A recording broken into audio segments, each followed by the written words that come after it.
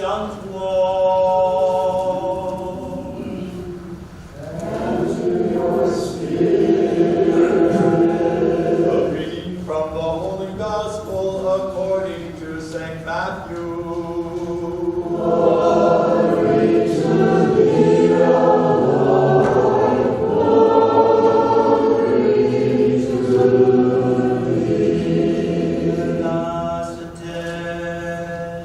At that time, when Jesus heard that John had been arrested, he withdrew into Galilee, and leaving Nazareth, he went and dwelt in Capernaum by the sea, in the territory of Zebulun and Naphtali, that what was spoken by the prophet Isaiah might be fulfilled, the land of Zebulun and the land of Naphtali, toward the sea, across the Jordan, Galilee of the Gentiles. The people who sat in darkness have seen a great light. For those who sat in the region and shadow of death, light has dawned. From that time Jesus began to preach, saying, Repent, for the kingdom of heaven is at hand.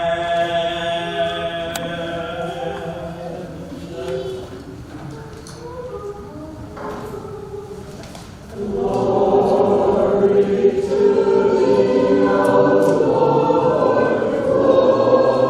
Glory to thee.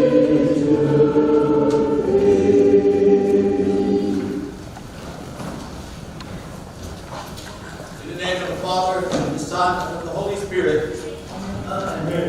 Glory be to Jesus Christ. Lord, forever.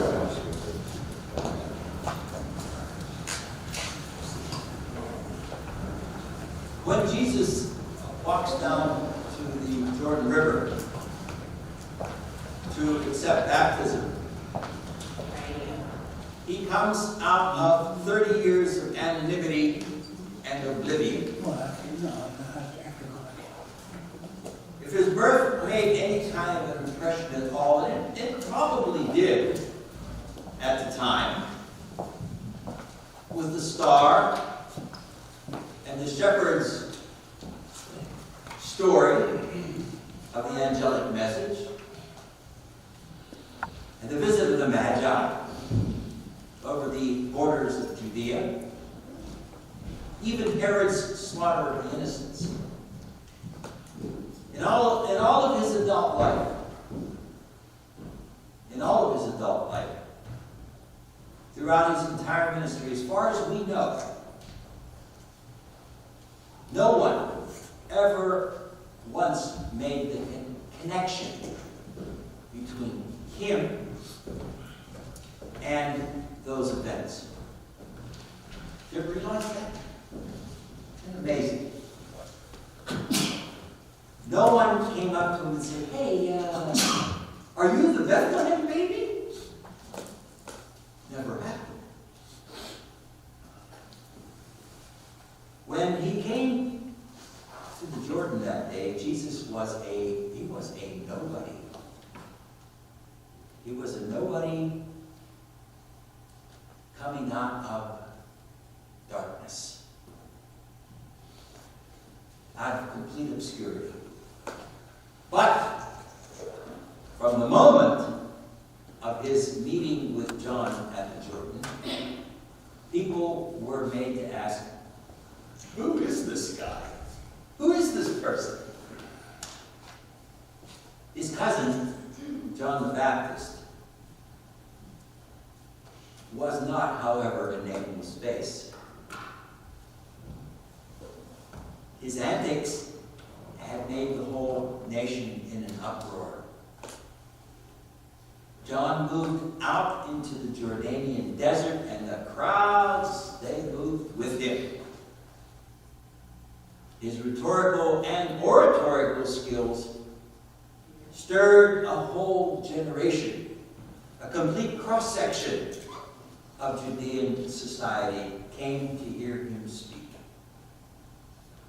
And even more remarkably, scores accepted a radical baptism at his hands, a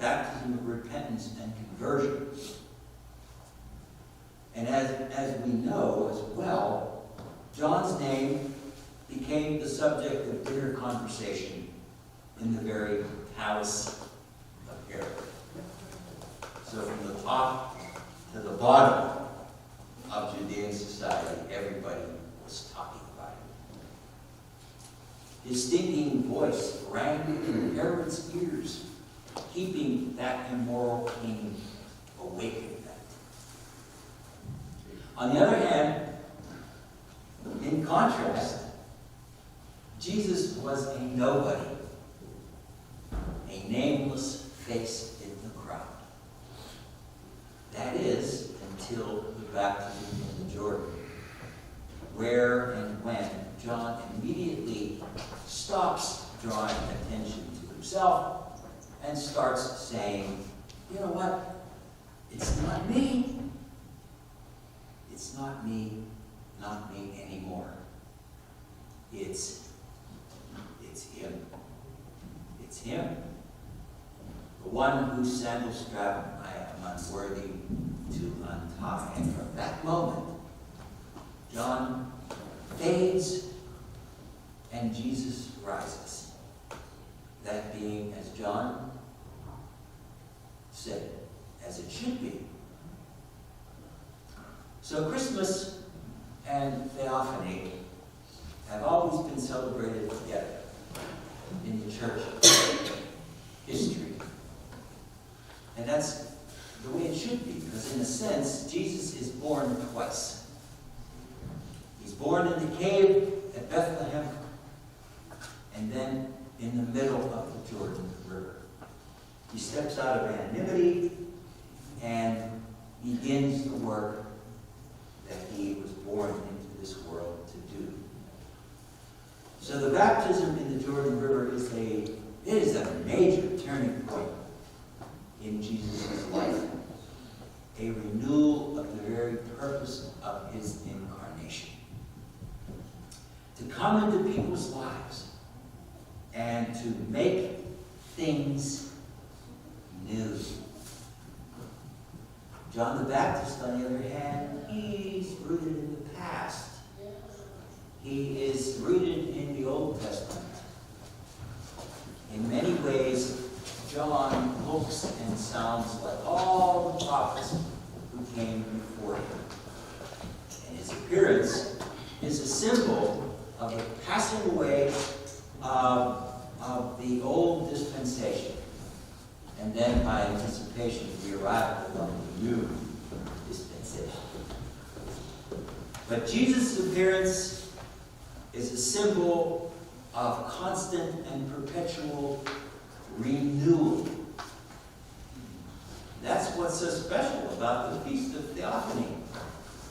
It celebrates a lot of new stuff. It celebrates new beginnings. The washing of the slate clean. Inaugurates a new start, a new day, a new year, a new life, a new theology, a new kingdom, a whole new age. And not to be part of this renewal, which Theophany brings about, is not to be a Christian at all. The saddest thing that you could possibly say about yourself as a Christian is that nothing new has ever happened to me. I'll say that. I have lived unchanged by the cross. I have lived unchanged by the empty tomb. There is no more deadly accusation that you might level both at the church or at yourself that you felt no renewal as a Christian. But Jesus is the constant source and perpetual fountainhead of renewal. If anything, if you think about it, that's the common element of his encounters with all the people that he interacts with in the Gospels. The possessed are freed, lepers are cleansed, prostitutes rehabilitated, tax collectors turned honest, Fishermen become eloquent. Blind men see. The insane become rational. Pagans turn into believers. The dead rise to life. The paralyzed walk. Those bound by the law are finally free to love. In the Divine Liturgy, we call God ineffable, inconceivable, invisible, incomprehensible, ever-existing, and eternally the same. But, those are wonderful attributes for God. We kind of want to know who God is, and that helps us remember that He doesn't change. We should, however, these are wonderful attributes for God, but they are lousy attributes for us. We shouldn't be invisible, but we often are, both in the church and in the community. Nor should we be inconceivable or incomprehensible, but our sins often make us just that. But the worst thing that we can be, the worst thing, is eternally the same. The sameness is great for God, but it's really bad for us. It allows us some confidence in knowing when we call God eternally the same. It allows us some confidence in knowing who He is. But for us, we have to change. We have to let renewal happen to the church. We have to let it happen to us personally. We have to change all the time. We have to get better.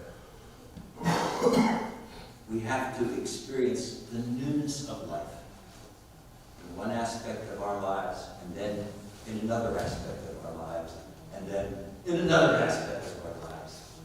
Renew, renew, renew, until everything old becomes new. And then we start all over again, and then we renew.